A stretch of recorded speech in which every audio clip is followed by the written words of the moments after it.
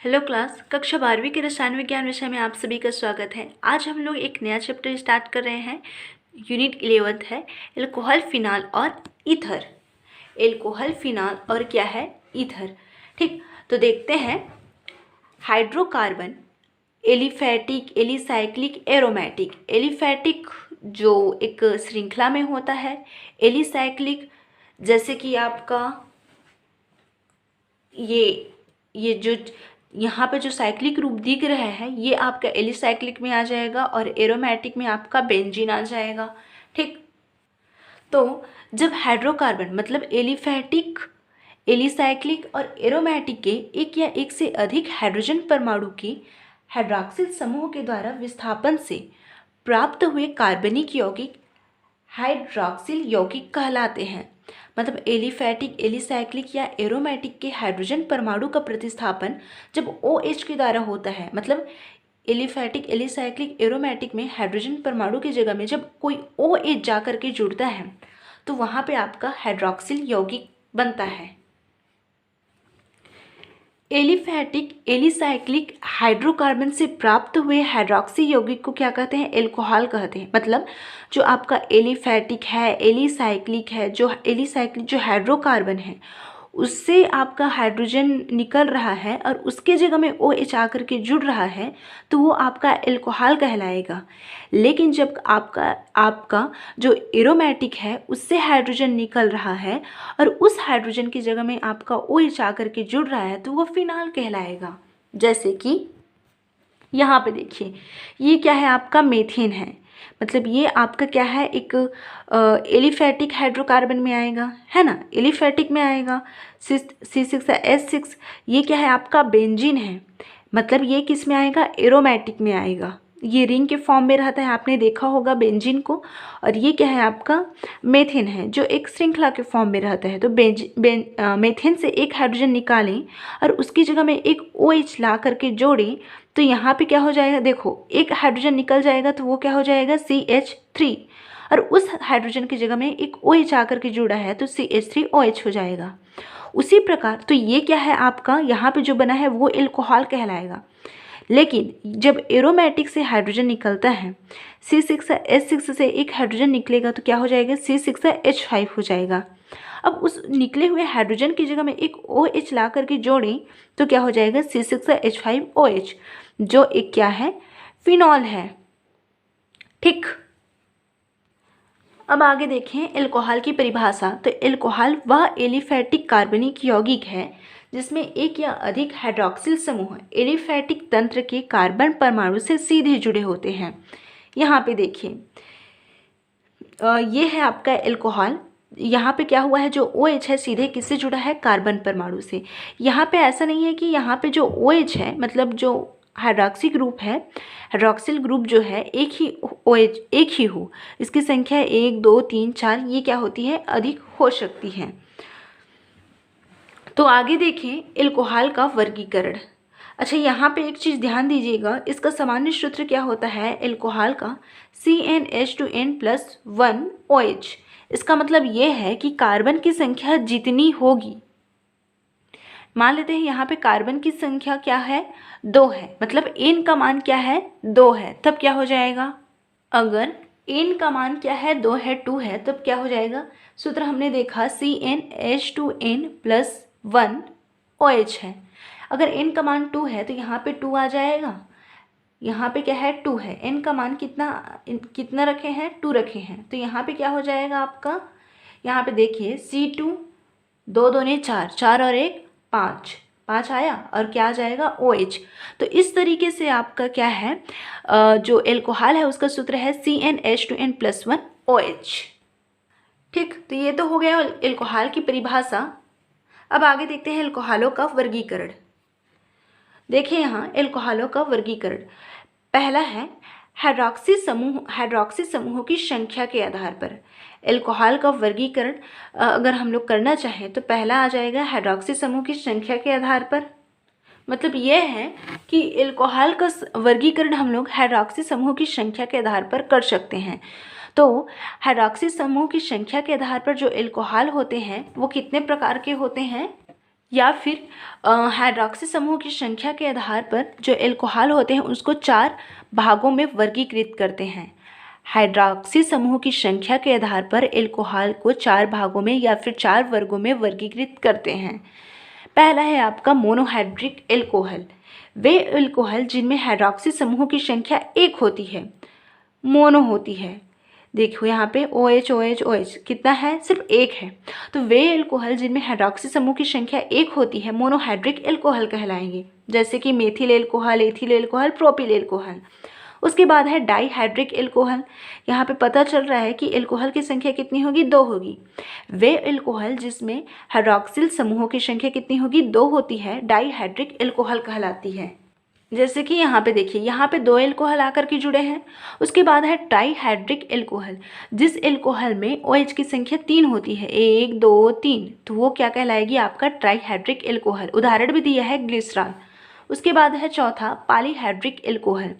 वे alcohol जिसमें OH समूह की संख्या 3 से अधिक होती है पॉलीहाइड्रिक एल्कोहल कहलाती है। यहाँ पे देखिए 1 और यहाँ पे 4 OH जुड़ा है और यहाँ पे 1 जुड़ा है, तो 4 5 6 है।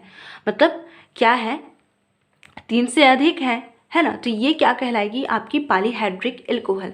तो इस तरीके से एल्कोहल की संख्या के आधार पर इस तरीके से OH की संख्या के आधार पर एल्कोहल का वर्गीकरण हम लोग 4 तरीके से या फिर 4 वर्गों में करते हैं, मोनोहाइड्रिक, डाईहाइड्रिक, ट्राईहाइड्रिक और पॉलीहाइड्रिक।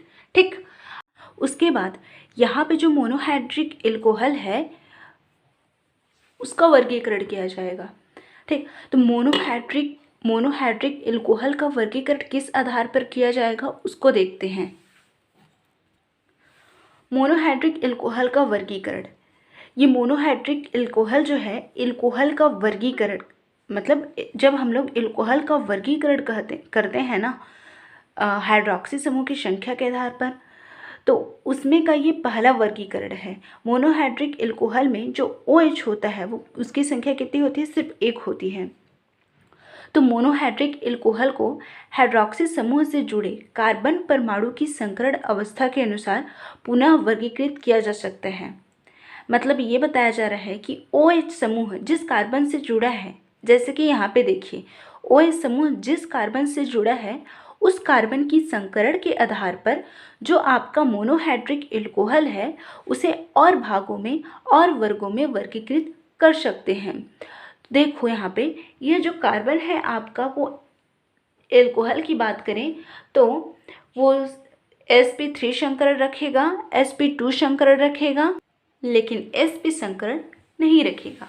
ठीक, तो OH हाइड्रॉक्सी समूह जिस कार्बन से जुड़ा रहता है उस कार्बन की संकरण के आधार पर मोनोहाइड्रिक एल्कोहल को और वर्गों में वर्गीकृत कर सकते हैं।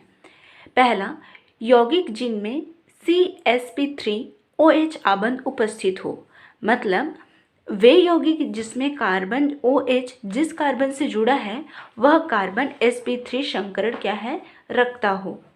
ठीक, तो एल्कोहल के इस वर्ग में हाइड्रॉक्सी समूह के sp3 संकरित कार्बन परमाणु से जुड़ा रहता है। इसमें क्या होता है, इस प्रकार के एल्कोहल में जो हाइड्रॉक्सी समूह होता है ऐसे कार्बन से जुड़ा रहता है, उस कार्बन से जुड़ा रहता है, या फिर ये कहें कि हाइड्रॉक्सी समूह जिस कार्बन से जुड़ा रहता है वो कार्बन sp3 संकरण रखता है। इन्हें पुनः निम्न वर्गों में हम लोग वर्गीकृत कर सकते हैं।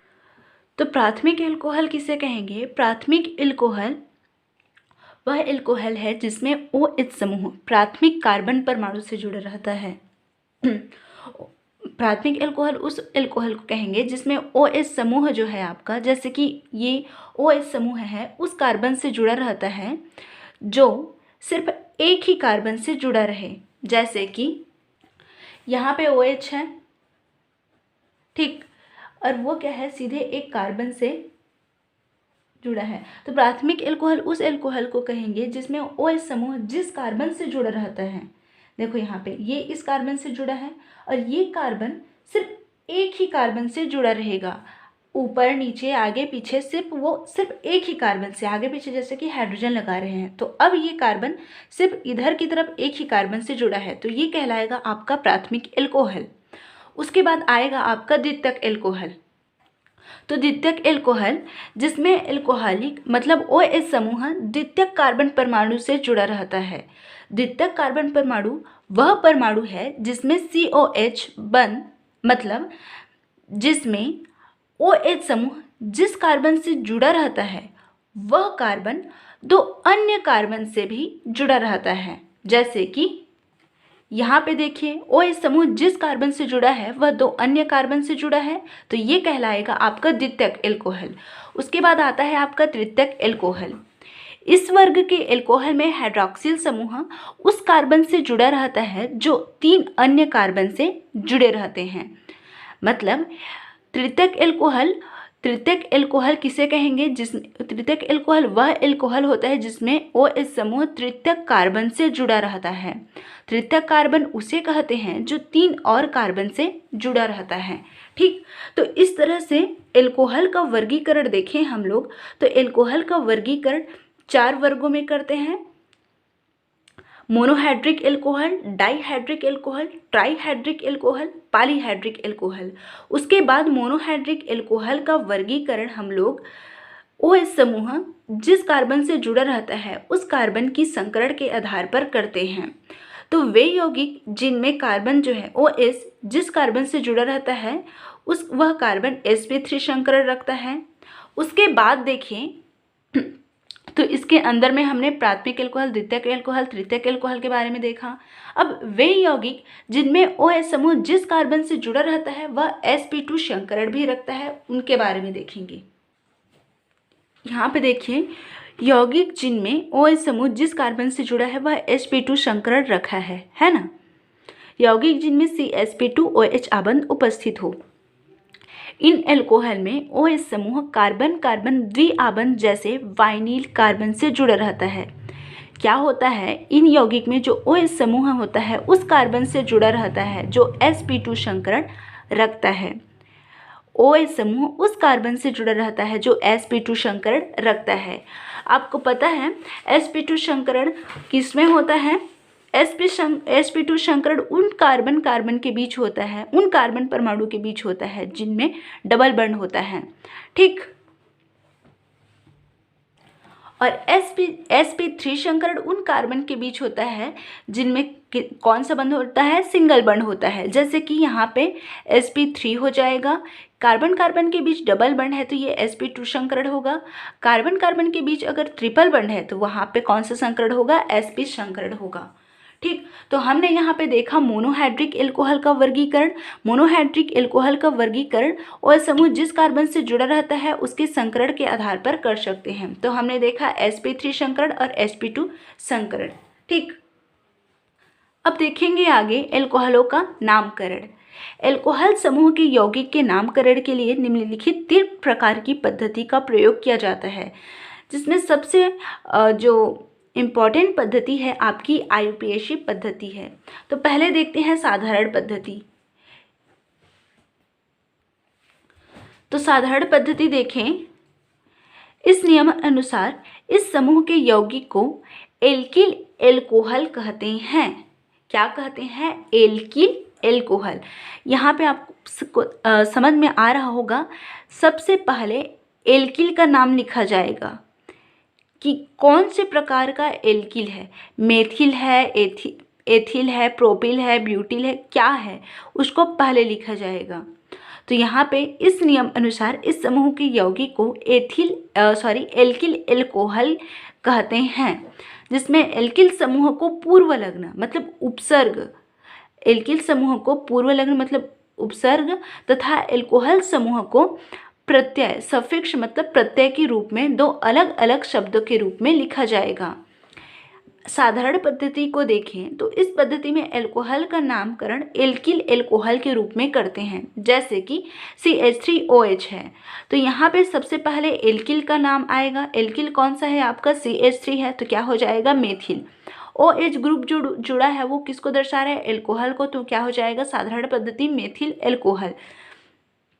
यहाँ पे जो आपका उपसर्ग है प्रीफिक्स है, पूर्वलग्न कौन सा है? मेथिल है, और सफिक्स मतलब प्रत्यय मतलब अनुलग्न कौन सा है? एल्कोहल है।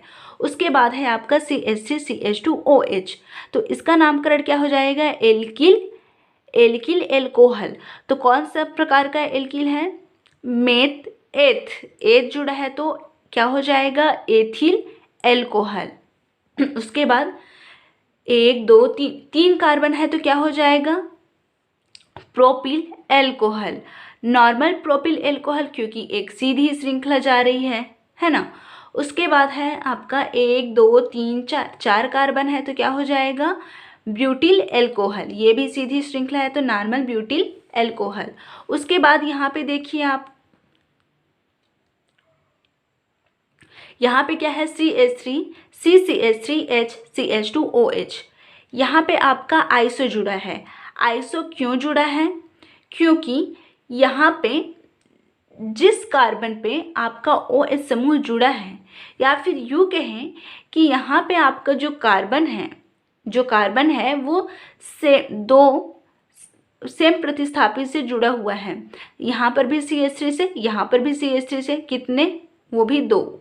तो यहाँ पे 2 मेथिल समूह मतलब 2 समान प्रतिस्थापित से जुड़ा है, तो ये आपका हो जाएगा आइसोब्यूटिल एल्कोहल। उसके बाद यहाँ पे देखिए, यहाँ पे जो कार्बन है 3 मेथिल समूह मतलब 3 समान प्रतिस्थापित से जुड़ा हुआ है, तो इसका नाम हो जाएगा नियोपेंटिल एल्कोहल। ठीक, उसके बाद है आपकी कार्बिनाल पद्धति। कार्बिनाल पद्धति देखें तो एल्कोहलिक समूह के प्रथम सदस्य मेथिल एल्कोहल को कार्बिनाल कहते हैं। अन्य सदस्य इसके व्युत्पन्न डेरिवेटिव माने जाते हैं, जैसे कि CH3OH है तो इसका नामकरण क्या हो जाएगा, कार्बिनाल पद्धति में इसका नाम है कार्बिनाल। उसके बाद यहाँ पे देखिए CH3CH2OH जुड़ा है, तो यहाँ पे एक और कार्बन आ गया है तो ये हो जाएगा आपका मेथिल कार्बिनाल। उसके बाद CH3CH2CH2OH है, तो यहाँ पे CH3OH को तो हम लोग क्या कहेंगे, कार्बिनाल। उसके बाद 2 और कार्बन आ गए हैं तो ये कहलाएगा आपका एथिल कार्बिनाल। उसके बाद यहाँ पे देखिए 1 2 3 4 कार्बन है, लेकिन एक कार्बन तो इसके साथ जुड़ा रहेगा जो कार्बिनाल कहलाएगा। उसके अलावा 1 2 3 कार्बन और है तो ये कहलाएगा प्रोपिल कार्बिनाल। तो इस तरह से कार्बिनाल पद्धति में CH3OH आपका कार्बिनाल होता है, और उसके बाद आगे जो जुड़ा रहता है जो कार्बन की जितनी संख्या होती है उस संख्या के आधार पर नामकरण को लिखते हैं। उसके बाद आता है आपका IUPAC पद्धति। उसके बाद है आपकी IUPAC पद्धति। तो इस नियम के अनुसार एल्कोहलिक यौगिक को एल्केनाल कहते हैं। मतलब क्या करते हैं, IUPAC पद्धति के अनुसार जो आपका एल्केन समूह होता है तो एल्केन में से ई को हटा करके उसकी जगह में क्या जोड़ देते हैं, ऑल लगा देते हैं। मतलब इसमें जैसे कि आपका CH3 है तो क्या होता है इसमें IUPAC पद्धति में, मान लेते हैं आपका CH4 है ना, तो CH4 में से जब एक हाइड्रोजन निकलेगा और उसकी जगह में एक OH आकर के जुड़ेगा तो क्या हो जाएगा, CH3OH हो जाएगा। तो इसका नामकरण हम लोग क्या रखते हैं, मेथेन रखते हैं, है ना। इसका नामकरण क्या रखते हैं, मेथेन। तो क्या होता है जो IUPAC पद्धति में क्या करते हैं, जैसे कि मेथेन कौन से समूह का है, एल्केन समूह का है ना। एल्केन में लास्ट में ई को हटा करके उसकी जगह में क्या लगा देते हैं, ऑल लगा देते हैं, एल्केनॉल। क्या हो गया आपका, एल्केनॉल। तो मेथेन से क्या हो जाएगा, मेथेनॉल। ठीक, उसी तरह से आगे हो जाएगा आपका एथेन है। एथेन से ई हटा देंगे और उसकी जगह में OL जोड़ देंगे तो क्या हो जाएगा, एथेनॉल। ठीक, तो इस तरह से एल्कोहल का नामकरण हम लोग क्या करते हैं, जो एल्केन समूह होता है उसके अंत से ई को हटा करके उसके जगह में OL समूह को क्या करते हैं, जोड़ देते हैं। और इस तरह से कैसे आपका मेथेनॉल, एथेनॉल, प्रोपेनॉल आदि बनता जाता है। यहाँ पे कुछ यौगिकों का नामकरण है, जैसे कि CH3OH है तो यहाँ पे मेथेन से ई हटा करके OL जोड़े हैं क्योंकि OH समूह जुड़ा है तो मेथेनॉल। उसके बाद 1 2 ये क्या हो जाएगा, कार्बन की संख्या 2 है तो एथेनॉल। उसके बाद 1 2 3 कार्बन की संख्या 3 है तो प्रोपेनॉल। यहाँ पे देखिए प्रोपेन 1 ऑल लिखा है तो यहाँ पे फर्स्ट कार्बन में OH जुड़ा है तो इसको ये लिखने की ज़रूरत भी नहीं है, इसको आप लोग प्रोपेनॉल करके डायरेक्टली लिख सकते हो। उसके बाद यहाँ पे देखिए, यहाँ पे पहले कार्बन पे OH नहीं जुड़ा है, बल्कि कौन से कार्बन पे जुड़ा है, दूसरे कार्बन पे, तो इसको लिखना ज़रूरी है। कौन से कार्बन पे जुड़ा है, दूसरे कार्बन पे, तो यहाँ पे आपको बताना ज़रूरी है कि कौन से कार्बन पे आपका OH जुड़ा हुआ है। तो प्रोपेन टू ऑल, क्योंकि दूसरे कार्बन पे आपका OH जुड़ा हुआ है 1 2, ये पहला कार्बन है। उसके बाद और कौन सा कार्बन है, ये वाला, तो पहला और दूसरा और ये तीसरा कार्बन है। तो दूसरे कार्बन के पास आपका OH समूह जुड़ा है। समूह कौन सा है, OH, यही जुड़ा है। तो क्या हो जाएगा, propane two all, propane two all. ठीक, तो इस तरीके से नामकरण है आपका। उसके बाद आगे देखिए, यहाँ पे जो दिया है, चलिए इसको देखते हैं। मान लेते हैं ये दिया है, ऐसा दिया ही है आपके बुक में CH3CH2OH, तो इसका नामकरण क्या हो जाएगा। एक्चुअल में क्या है, यहाँ पे एक कोष्टक में लिखा है, इसका मतलब ये प्रतिस्थापी है आपका। तो CH में क्या जुड़ा है, CH3, यहाँ पे CH का प्रतिस्थापी, उसमें कौन सा समूह जुड़ा है, CH3, तो ये हो गया। उसके बाद यहाँ पे क्या है, CH2OH, तो इसका नामकरण IUPAC नामकरण क्या हो जाएगा। आपने देखा यहाँ पे दूसरे कार्बन पे आपका क्या जुड़ा है, मेथिल समूह, दूसरे कार्बन से क्या जुड़ा है, मेथिल समूह, तो क्या हो जाएगा, मेथिल टू क्या हो जाएगा, मेथिल टू प्रोपेनॉल। मेथिल जुड़ा है कौन से कार्बन से, दूसरे कार्बन पे, तो इसको बताना है मेथिल टू, मतलब दूसरे कार्बन पे मेथिल जुड़ा है, प्रोपेनॉल, क्योंकि कार्बन कितना है, 3 है। ठीक, तो ये हो जाएगा आपका नामकरण। अब देखते हैं एल्कोहल बनाने की सामान्य विधि। एल्कोहल जो होता है किस किस तरीके से बनता है उसको देखेंगे। पहला है एल्किल हैलाइड के जल अपघटन से। तो पहला है एल्किल हैलाइड के जल अपघटन से। मान लेते हैं एल्किल हैलाइड को, एल्किल जो हैलाइड है, एल्किल हैलाइड को जलीय के OH मतलब पोटेशियम हाइड्रोक्साइड या फिर आर्द्र Ag2O मतलब सिल्वर डाइऑक्साइड के साथ, किस के साथ, एल्किल हैलाइड को जलीय पोटेशियम हाइड्रोक्साइड या फिर आर्द्र Ag2O सिल्वर डाइऑक्साइड के साथ गर्म करते हैं, तो क्या होता है, जल अपघटित होता है और एल्कोहल प्राप्त होता है। एल्किल हैलाइड को पोटेशियम हाइड्रोक्साइड या फिर Ag2OH के साथ क्या करते हैं, गर्म करते हैं, क्या करते हैं, गर्म करते हैं, तो यहाँ पे आपको एल्कोहल प्राप्त हो जाएगा। यहाँ पे नाभिक स्नेही प्रतिस्थापन अभिक्रियाएं होती हैं, मतलब जो प्लस चार्ज वाला होता है वो माइनस चार्ज के साथ जा कर के जुड़ता है, और जो माइनस चार्ज होता है वो प्लस चार्ज के साथ। तो यहाँ पे देखिए आप लोग, हैलोजन जो होता है आपका माइनस चार्ज वाला होता है, तो इस पोटेशियम से जा कर के जुड़ जाता है। अब यहाँ पे जो आपका बचा है वो उसको लिखेंगे। तो ROH ये आपस में जुड़ते हैं और एल्कोहल का निर्माण करते हैं। यहाँ पे क्या बच गया आपका, X और K, मतलब KX। अब इसको एथिल, मेथिल, प्रोपिल किसी भी समूह को रख करके देखते हैं। जैसे कि मान लेते हैं CH3 रख रहे हैं एल्किन की जगह में, तो क्या हो जाएगा, सॉरी एल्किन की जगह में, एल्किल की जगह में आपका आ गया है मेथिल। अब यहाँ पे रख रहे हैं क्लोरीन, अब यहाँ पे है आपका पोटेशियम हाइड्रोक्साइड। पोटेशियम हाइड्रोक्साइड की जगह पे आप लोग सिल्वर डाइऑक्साइड को भी रख सकते हो, Ag2O को। अब इसको हीट करेंगे तो क्या हो जाएगा, ये जो आपका पोटेशियम है वो क्लोरीन से क्रिया कर लेगा और वो अपना बना लेगा KCl। उसके बाद बचा है आपका CH3 और OH, ये आपस में क्रिया करेंगे और किसका निर्माण करेंगे, एल्कोहल का। ठीक, अब यहाँ पे क्या बचा है, KCl, तो यहाँ पे KCl लिख सकते हैं। तो ये है आपका एल्किल हैलाइड के जल अपघटन से किसका निर्माण? एल्कोहल का। एल्किल हैलाइड को पोटेशियम हाइड्रोक्साइड या सिल्वर डाइऑक्साइड के साथ गर्म करते हैं तो एल्कोहल बनता है। यह एक नाभिक स्नेही प्रतिस्थापन अभिक्रिया को दर्शाता है। अब आगे है दूसरा आपका एल्डिहाइड कीटोन एस्टर के अपचयन द्वारा। एल्डिहाइड कीटोन और एस्टर के जल अपघटन अपचयन के द्वारा भी आपका क्या बनता है? एल्कोहल बनता है। अब यहाँ पे देखो, जो एल्डिहाइड कीटोन एस्टर है ना, इसकी यह एक निश्चित या फिर किसी स्पेसिफिक उत्प्रेरक की उपस्थिति में संपन्न होता है। तो देखते हैं पहले आपका एल्डिहाइड का अपचयन। एल्डिहाइड का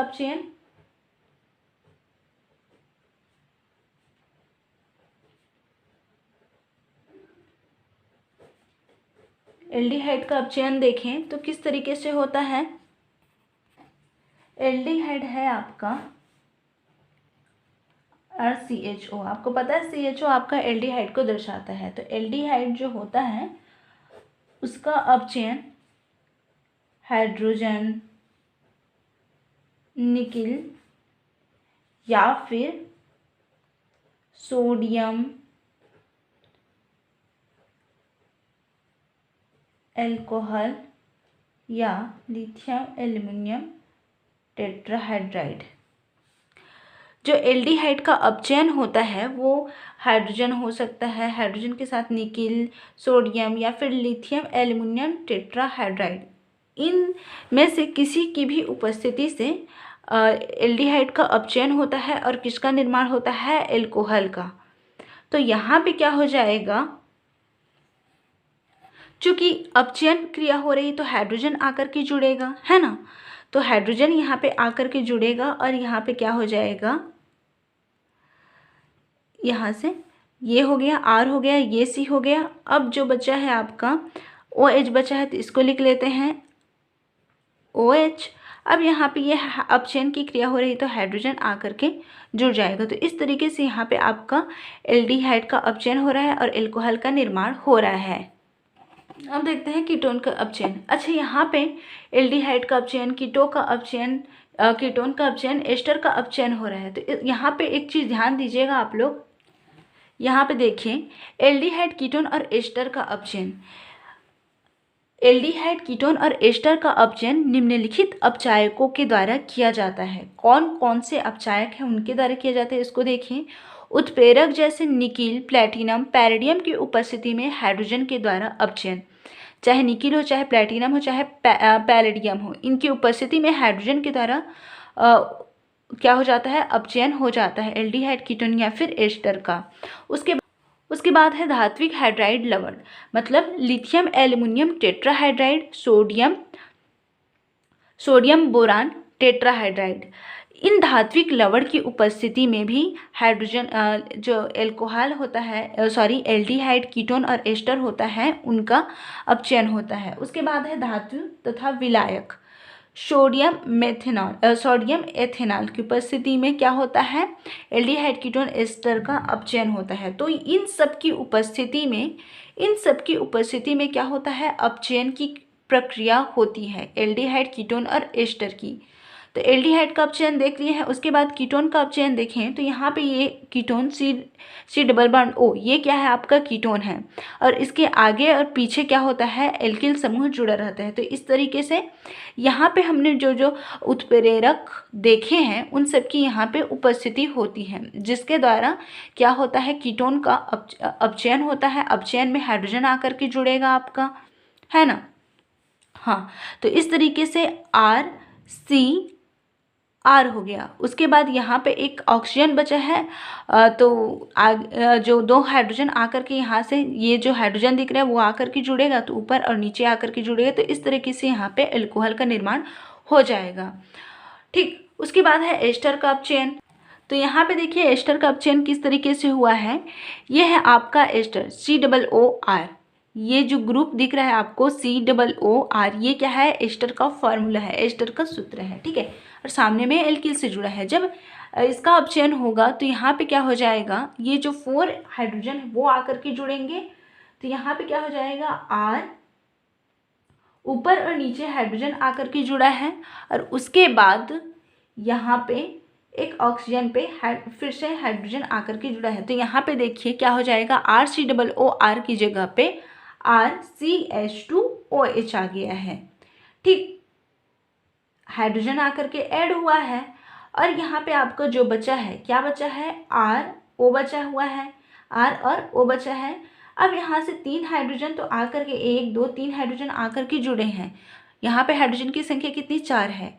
अब भी एक हाइड्रोजन बचा है, तो वो हाइड्रोजन जो लास्ट हाइड्रोजन है इस OR से क्रिया कर लेता है और क्या बना लेता है, ROH बना लेता है। क्या बना लेता है, ROH, मतलब एक और एल्कोहल बना लेता है। ठीक, तो इस तरीके से एस्टर का अपचयन होता है। यहाँ पे देखिए एस्टर के जल अपघटन से भी आपको एल्कोहल प्राप्त होगा। यहाँ पे देखिए COOR ग्रुप जुड़ा है, COOR, ये क्या है आपका एस्टर का एस्टर जो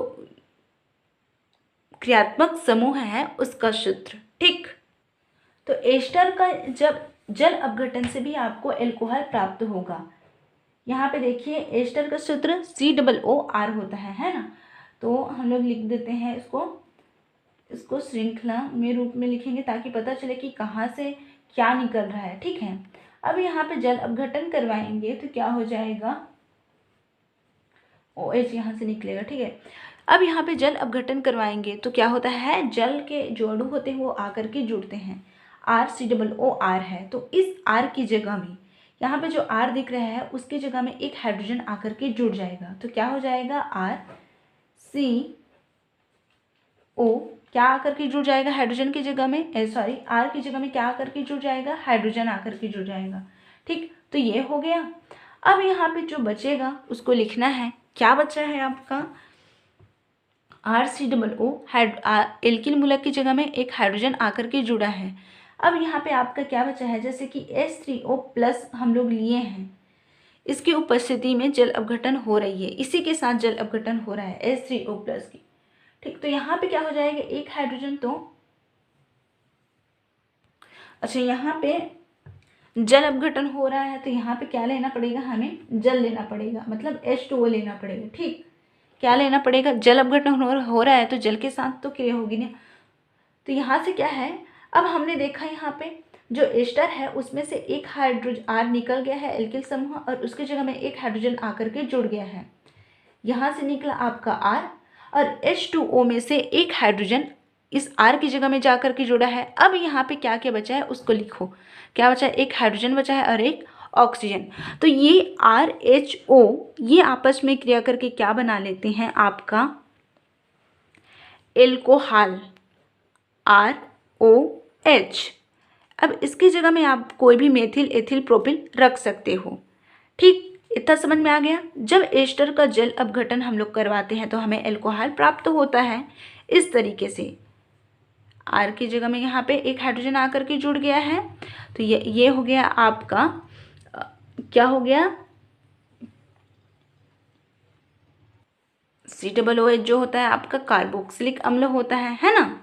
उसके बाद क्या बचा है आपका, जो R यहाँ से निकला है उसको, और यहाँ पे H2O में से OH बचा है, तो ये आपस में क्रिया करके आपका एल्कोहल का निर्माण करेंगे। उसके बाद आगे देखेंगे कि प्राथमिक एमीन से किस तरह से एल्कोहल का निर्माण होता है, ईथर से किस तरह से एल्कोहल का निर्माण होता है।